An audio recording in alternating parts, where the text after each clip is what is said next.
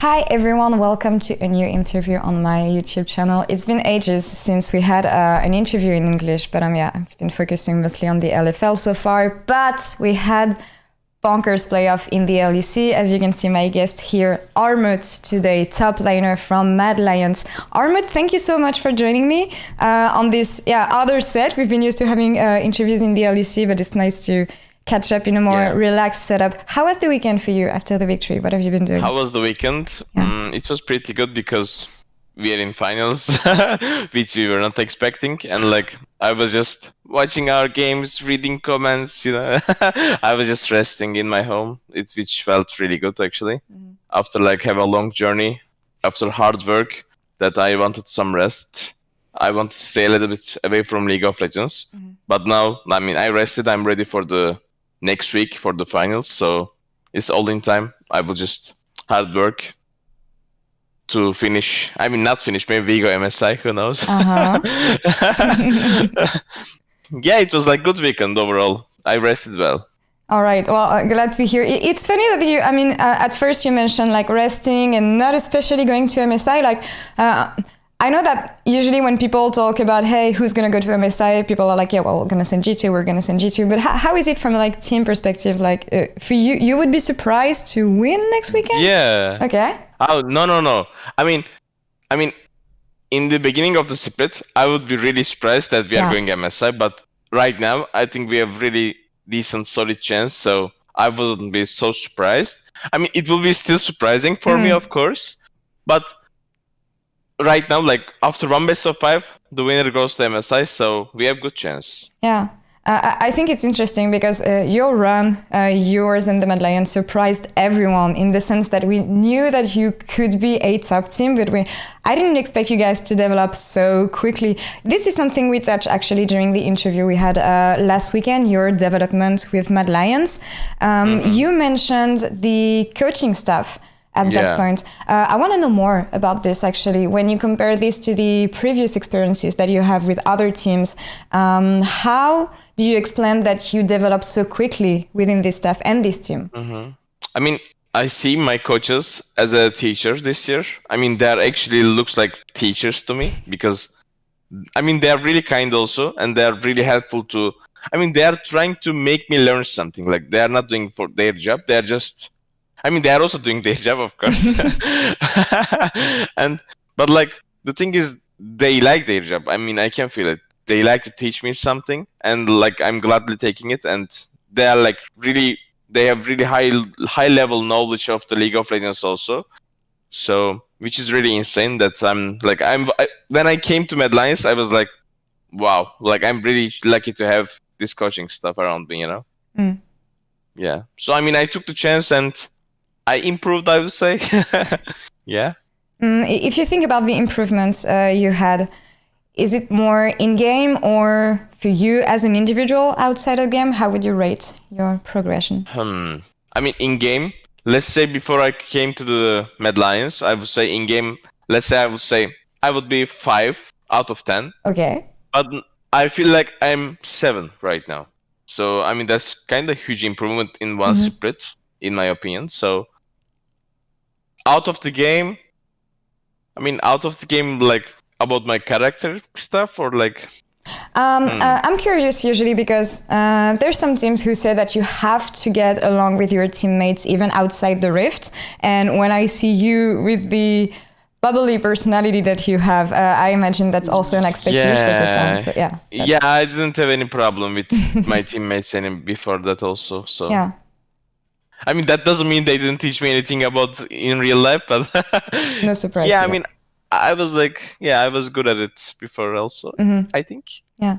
Do you think it's an important aspect to be a good teammate, to have this? Yeah, I think so, because we are also living in the same house with Karzi and Humanate, me and we three living in the same house also. So the communication between you, being friends is really important. Let's say we are just not friends and just teammates. That wouldn't be as effective as friends, because having fun outside of the game is also really important for your life, for your mentality also.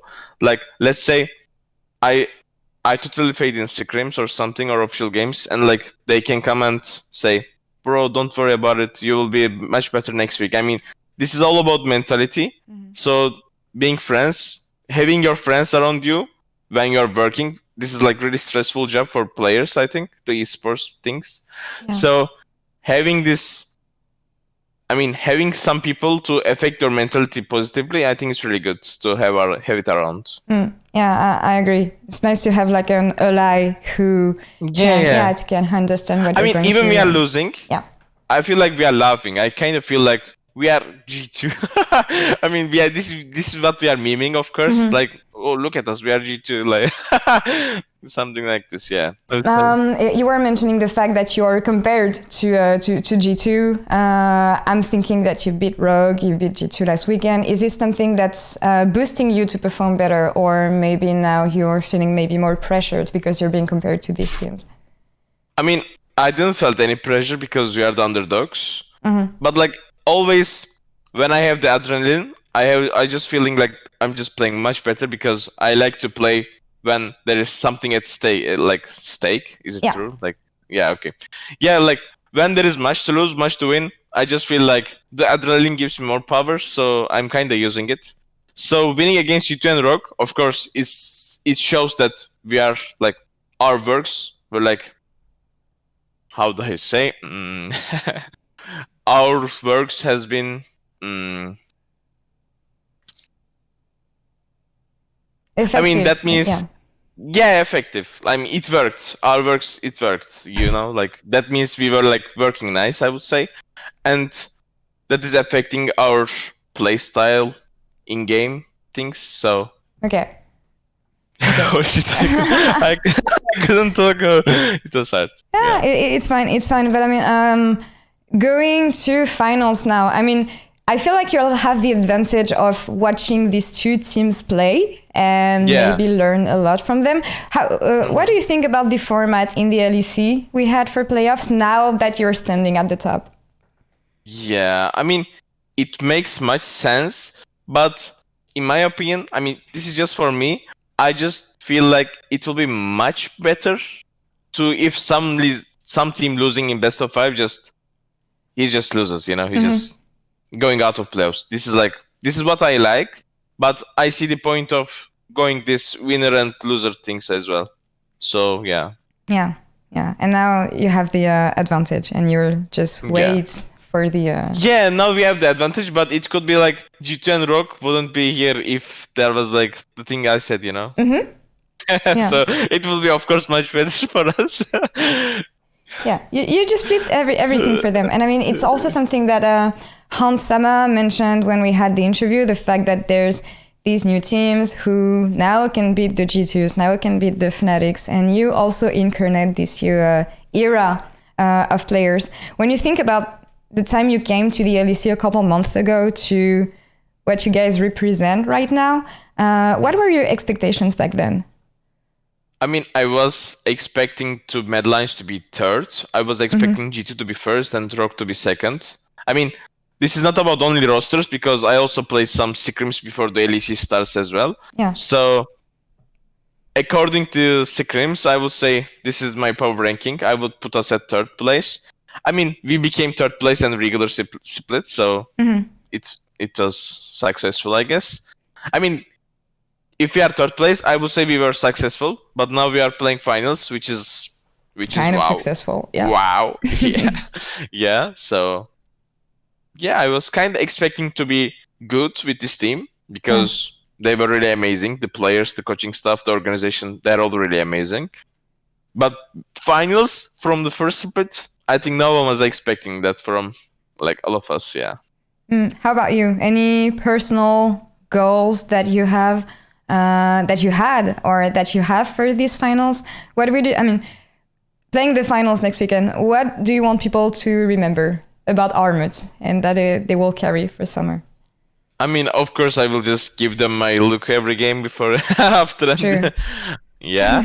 And like in-game stuff, I just want them to have fun. Like, for example, showing some movements that people like, for example, 5 minutes, like something like this. I want people to get excited watching me and like I want them to have a lot of fun.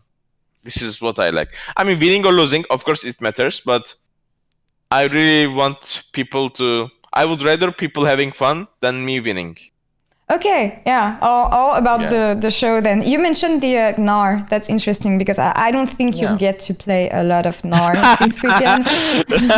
No, I think I will get it. Yeah? Because I saw Wunder is playing Irelia in his solo queue account. Yeah, I think they are getting ready for the GNAR. All right. About the top lane meta, actually, whether you'll be facing Odoamne or Wonder again, that's, I mean, players you've played against before. What makes you different compared to these guys in game? You mean ARMUT and Odoamne and Wunder? Yeah. What in terms makes of me play different? style or... Ooh. That's a hard question. Oh. Yeah? Maybe you can't give too much also. What makes me different? I mean, I'm kind of quite flexible in picks and stuff, but I think they are like Wunder and Odoamne is the same kind. I mean, Mundar is probably more flexible than both of us. I mean, he just picked for another different champion into NAR. So I would say he's more flexible, and he can also play tanks. So I don't know what I have. Yeah, I don't know. Maybe, yeah. All right. Well, yeah. Yeah. If you don't know, nothing came to my mind. Okay. Yeah, but it's nice to have some info about them also. And focusing, more about the game, more about the top lane meta. We mentioned the GNAR. We saw that Sion was also a very present pick. Aatrox also, although it's not very successful. It's so right now. Yeah. It's not successful? Yeah, Sion and Aatrox haven't been so successful in playoffs. Maybe I didn't play them, that's true. I mean, I think Sion is really dependable on draft, but Aatrox would be good blind, I think. But like, it's not the best, of course. Yeah. But I think Aatrox is pretty good right now. Like, Sion is also good as well, but it needs to see the most of the picks in drafts. All right, yeah. And we've seen, especially on red side, leaving the last pick to the top laner usually. So they are picking Darius into Sion at the moment. Or Karma, or Aatrox, or Nash. They are all beating the Sion, so. Is the top lane meta open enough for you? Open enough for me? Yeah, in terms of champion pool? I would like to have like more AP champions right now because there is not much AP champions in the top lane. Yeah, I mean, but I think AD pool, top lane AD pool is pretty large right now, so I'm really happy with that. But like I said, AP champions are like really less in top lane. I mean, is there any actually? Yeah. People are playing Kennen, but I don't think Kennen is good right now, so. Okay. Notes for Odoamne. But he's a comfort champion, I want to say, on top lane. He's one of the few EU players who still plays this one. But okay, that's enough. I don't want you to give out too much before finals. Of course, we're very excited to see what Mad Lions can bring to the table for this EU finals. Last question for you, ARMUT. We talked about what you want people to see. They want them to have fun. It's not about the results. It's about what you guys will do on the Rift. When you think about this final, any expectations overall from the teams mostly you will be facing? I mean, I am expecting to face against G2 because I think they're gonna beat Rock, for example.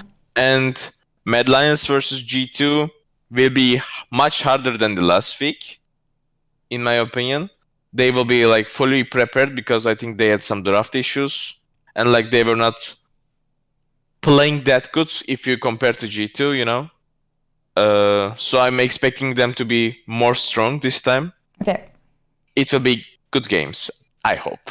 Good games. We want 5 games. Last question for you. Maybe anything you want to say to the fans, English fans or Turkish fans who've been supporting you actually, because you increase your community. I want to say people love you, ARMUT. So this is your time. Especially after the G2 match, I'm getting a lot of tons of good messages from everywhere. So I'm really happy that you guys enjoy my how do I say my looks. I mean, it's really nice that people are understanding me, that I'm just trying to have fun, like, so that I'm really happy about it, actually. Thanks for all the support, and like, keep supporting us, please. Yeah.